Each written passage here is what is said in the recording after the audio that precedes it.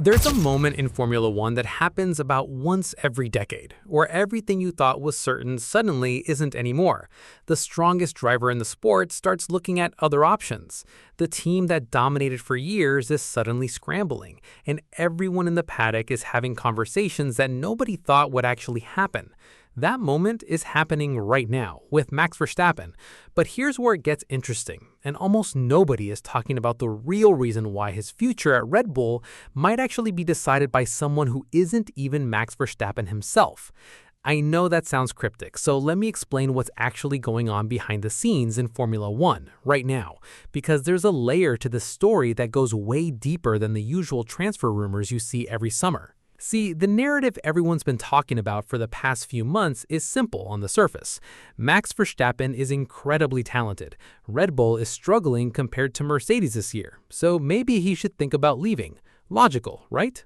But Guenther Steiner, the former Haas team principal who spent more time in the paddock than most people have been alive, just said something on the Up to Speed podcast that completely reframes this entire conversation, and his comments reveal something about how team dynamics actually work at the very top level that most fans never even think about. According to Steiner, Mercedes might not actually need Max Verstappen anymore.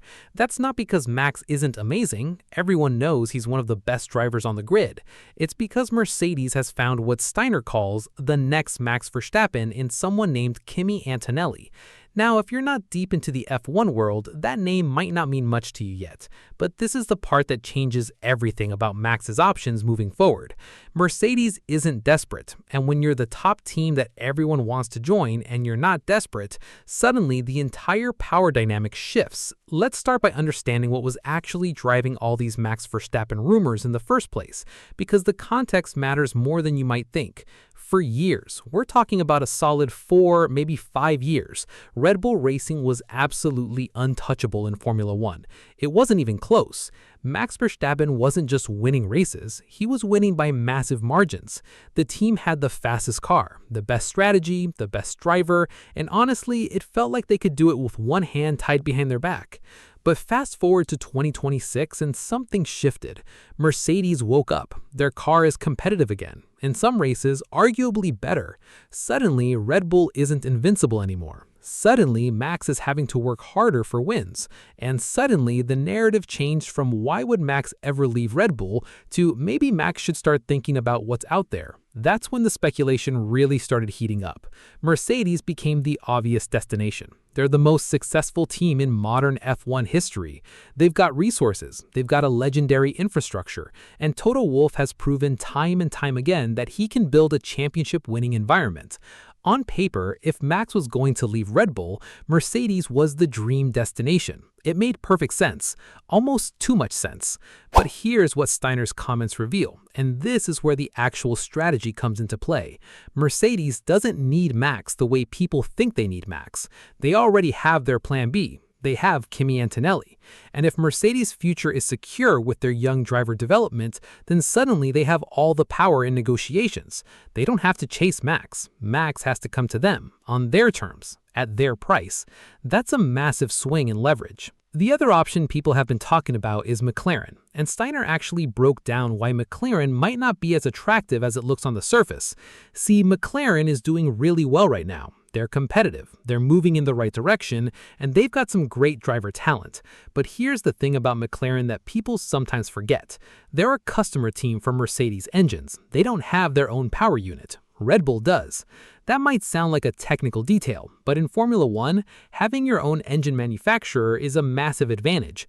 You can push developments in directions that customer teams can't. You have more control, you have more freedom. And for a driver like Max, who's used to having every possible advantage at Red Bull, moving to McLaren would feel like moving laterally at best, maybe even backwards. So what does Max actually have? According to Steiner's breakdown, his real options are limited. He could stay at Red Bull and hope they sort out their performance issues. He could go to Ferrari, but those seats are apparently filled. He could go to Mercedes, but they don't actually need him the way people assume they did. Or he could go to McLaren, But is that really better than what he's got? It's a more interesting situation than the headlines suggest. But here's what makes this story even more layered, and this is where we get into the really interesting strategic thinking. The fact that Steiner is even saying this publicly is significant. He's not just sharing an opinion. He's actually laying out the reality of how limited Max's options really are. And that reality matters because it changes how negotiations might play out. If Mercedes doesn't need Max, then they're not going to overpay him for. If McLaren might not be an upgrade, then Max's leverage disappears. If Ferrari's seats are filled, then that door is closed. Suddenly, Max's position that looked so powerful a few months ago starts to look a lot more constrained. This is also the moment where we have to talk about Kimi Antonelli specifically, because he's the wild card in this entire equation. Most people don't know a ton about him yet. He's young, he's talented, and Mercedes clearly believes in him enough to bank their future on him instead of chasing the most talented driver currently on the grid. That's not a small decision. That's Mercedes looking at Antonelli and seeing championship potential. And if they're seeing that, then other teams are probably seeing it too. You're going to hear a lot more about Kimi Antonelli over the next few years because Mercedes just basically said with this decision that he's their future, not Max, not anyone else. Antonelli. The timing of Steiner making these comments is also worth paying attention to because it comes right after the Hungarian Grand Prix, which apparently shifted some of the dynamics in the paddock. Something happened in Hungary that made McLaren look better than people thought they were, something that made the competitive situation feel different. And Steiner specifically mentioned that if you'd asked him 3 or 4 days before that race, his assessment would have been different. That race changed something in how people are evaluating the competitive landscape. That's the kind of detail that usually only matters to people inside the sport, but for understanding where Max might actually end up, it's crucial. There's also a larger conversation happening here about how competitive momentum works in Formula One.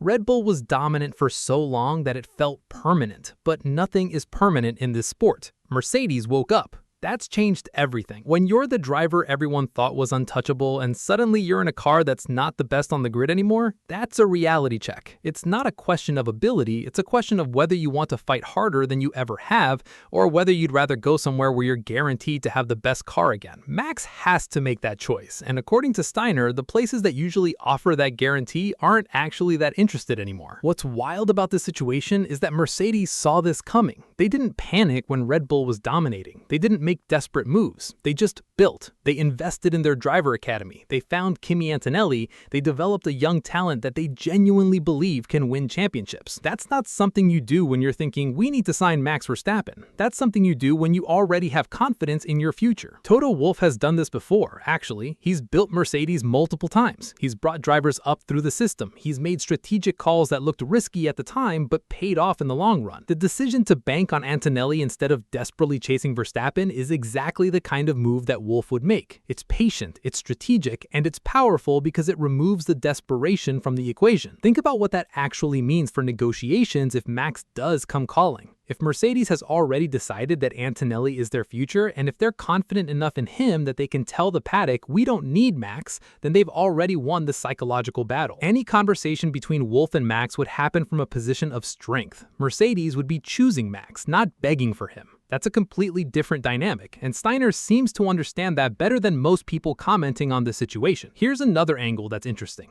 The driver market in Formula One works on relationships and availability. Max would only leave Red Bull if he believed somewhere else was better. Mercedes would only push hard for Max if they felt like they absolutely needed him to compete for championships. But if Mercedes has Antonelli and they're confident, and if McLaren isn't quite at the level Max needs to be to attract them, and if Ferrari seats are already taken, then suddenly Max isn't as mobile as everyone thought. He's actually somewhat trapped by the reality of how limited his options are. The psychological element here can't be overstated. Steiner is essentially saying something that most paddock insiders have probably realized but haven't said publicly.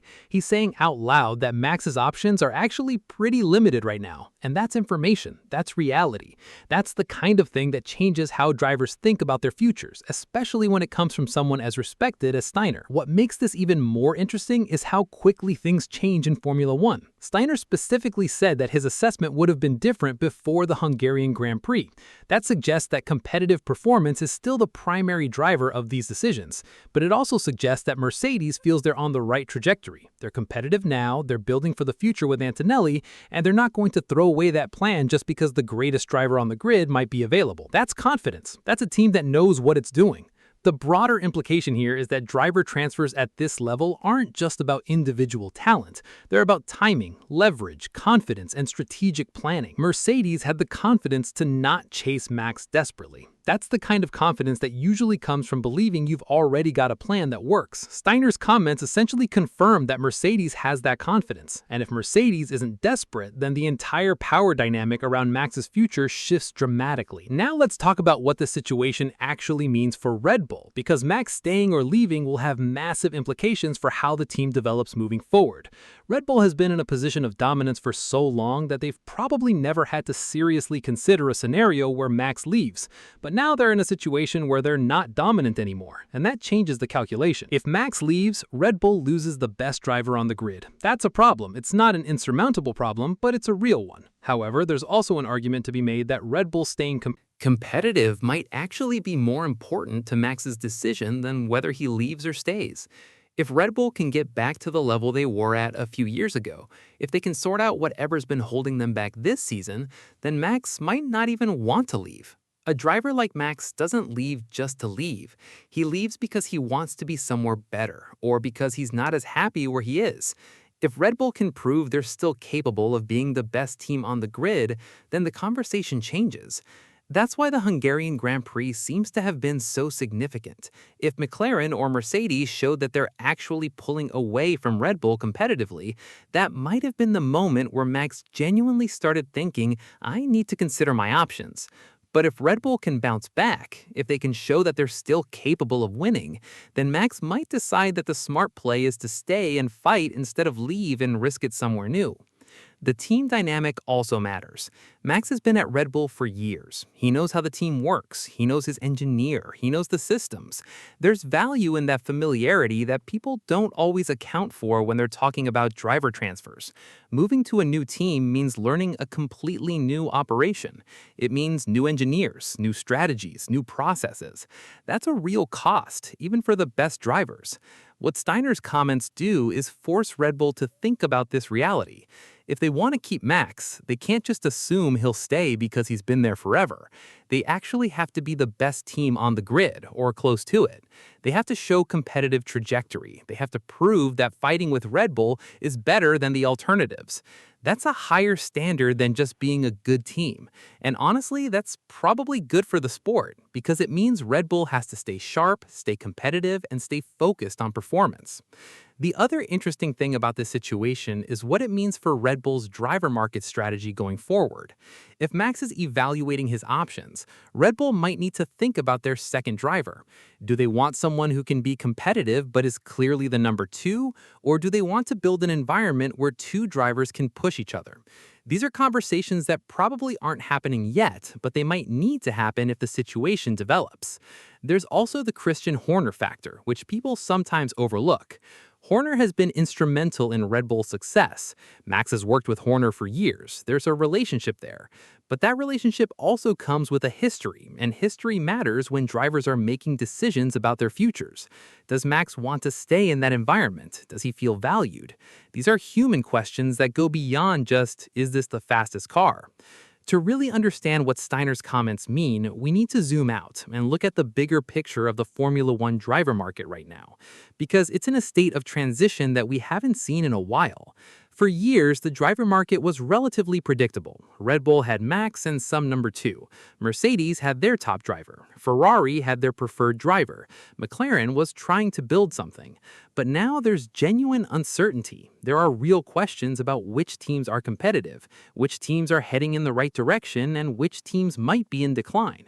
That uncertainty creates opportunity, but it also creates risk. For Max, the opportunity is that there might be other competitive options available. The risk is that he could move to a team that looks good now but doesn't have the trajectory to stay competitive. Steiner's comments actually address both of these concerns by suggesting that the opportunities are more limited than they appear. Mercedes is the most interesting case because they're clearly putting resources into their future. They're not just trying to win next year, they're building for the next decade with Antonelli. That's a different kind of confidence. That's a team that's thinking long-term about competitiveness, not just short-term about signing the biggest star. McLaren is in a different position. They're competitive now, maybe competitive enough to win championships if things aligned right. But they're a customer team, which means they have constraints that a team with their own power unit doesn't have. Steiner was careful to point out that advantage that Red Bull has. It's not flashy, but it matters. Ferrari seems out of the picture, at least according to Steiner. The seats are filled. Whether that's actually true or whether it's just the current reality is unclear, but it's worth noting that Ferrari isn't even in the conversation. That suggests that either Ferrari is satisfied with their current lineup or they don't have the resources or willingness to pursue Max. The bigger point that Steiner's comments make is that the driver market isn't actually as open as it seems. It's constrained by reality.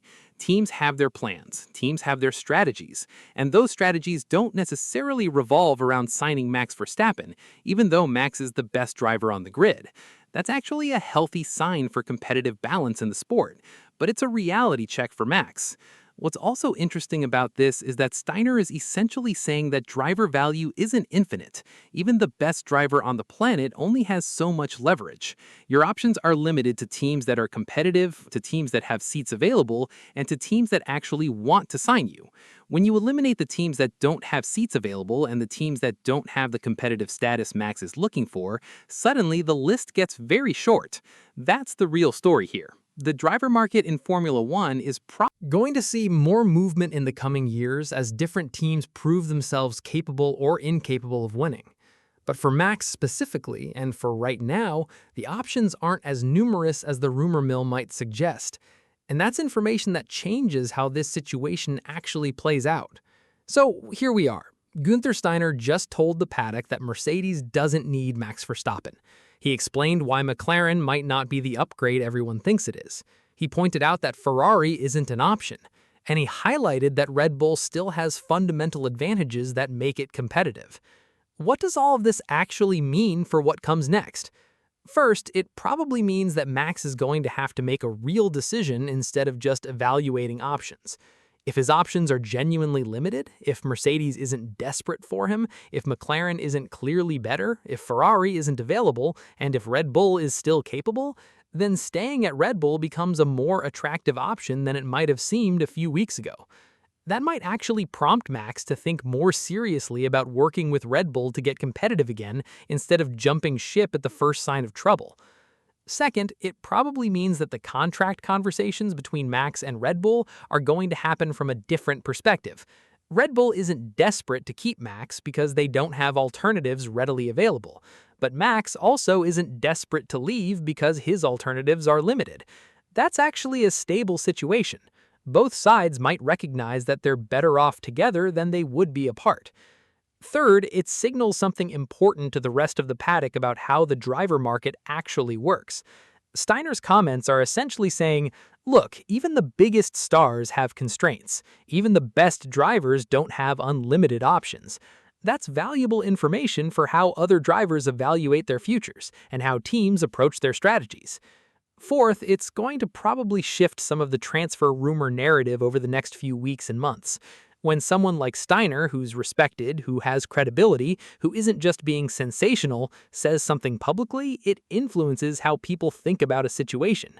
Suddenly, the Max to Mercedes narrative isn't the inevitable conclusion that everyone was assuming. It's one option among limited options. That's a different conversation. What's actually interesting about where this lands is that it kind of solves itself. If Max's options are limited, and if Red Bull is aware that their options are also limited, then both sides have an incentive to work things out.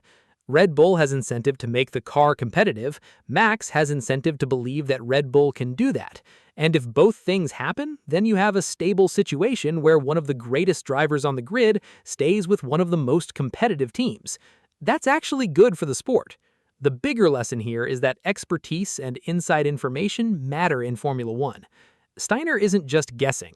He's commenting based on decades of experience in the paddock, understanding how teams work, understanding how the driver market functions, and understanding what's actually realistic versus what's just speculation. His comments cut through the noise and give us something real to think about. For fans watching this situation develop, the key takeaway is probably this. Driver transfers in Formula One aren't just about talent. They're about leverage, timing, alternatives, and strategy. Max might be the most talented driver on the grid, but that doesn't mean he has unlimited options. Mercedes might be the most prestigious team, but that doesn't mean they need to break the bank to stay competitive. Red Bull might be struggling compared to where they were, but that doesn't mean they're not still one of the best options available. The reality is more nuanced, more constrained, and honestly more interesting than the headlines suggest. Steiner's comments are the kind of inside perspective that helps us understand the sport better. He's not telling us what's guaranteed to happen. He's telling us what's actually realistic based on how the sport actually works.